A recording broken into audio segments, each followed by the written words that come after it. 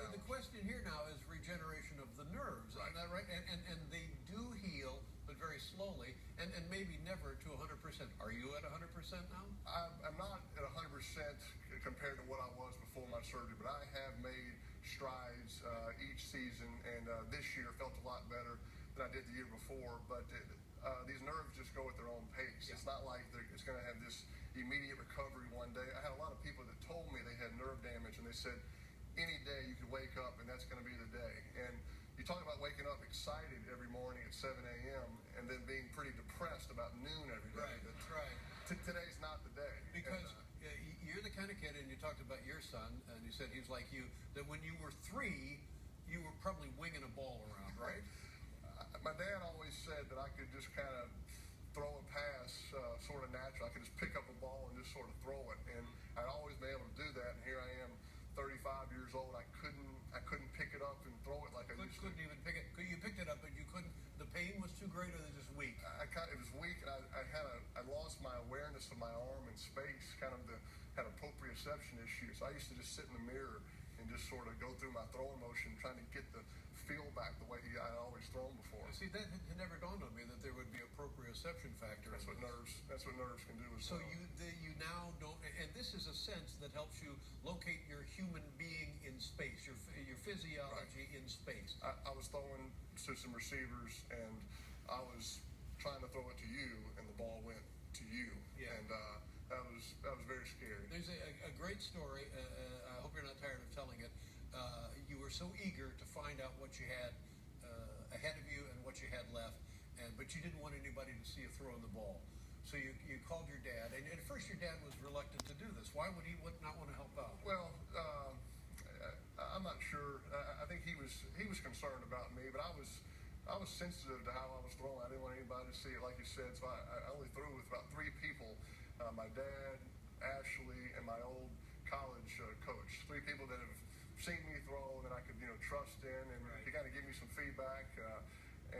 But my dad, once he saw me throw, he was concerned that he could kind of relate to what I was going through. Yeah. But at the same time, gave me great support and encouragement to keep at it, and I'm glad that he, the people that have supported him have had a lot of help through these past couple years. Did your medical team say, don't worry, this issue of the nerve regeneration and the proprioception, that's coming back, don't worry? All of them said the same thing. They said they think it'll come back, but they just couldn't guarantee it. And so that's what was concerning. And then when you're changing teams, the Denver Broncos signed you, Dave, you want to be the player that they think that they're getting. And so it really made me work even harder. Now, I think you've said that you're not the same player you were with the Indianapolis Colts, but my God, the year you had last year was unprecedented.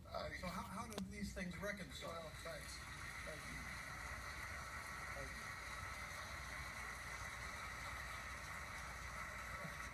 I guess I would equate it to a pitcher. Maybe I can't throw the 100-mile-an-hour fastball anymore, but I can still strike you out by picking my spots and working the plate. So I don't make the same type of throws that I used to make, but I try to use the cerebral part and use my experience. I can still move the chains down the field and get us into the end zone. So when you're, here's the difference.